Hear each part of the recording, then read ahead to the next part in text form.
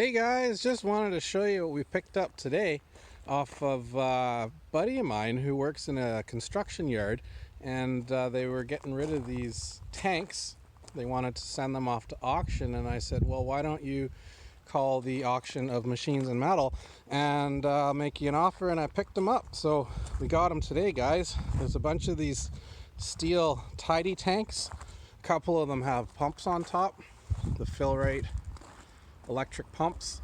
They're all going to obviously need to be cleaned up, rinsed out, and probably a little bit of rust treatment and pressure wash on the outside and a paint. But these things will clean up pretty good, guys. And I went on the marketplace and the Craigslist, and I had a look at what these were selling for, and I think I can at least double, if not triple, the dollars on this investment. So this is going to work out good, and there's not a lot of technical work on this sort of a flip, guys. Basically a cleaning and a painting, and a couple little things here and there, and then these babies will move on to their new owners. They're great if you got to transfer fuel, if you got to move stuff around in the back of your truck.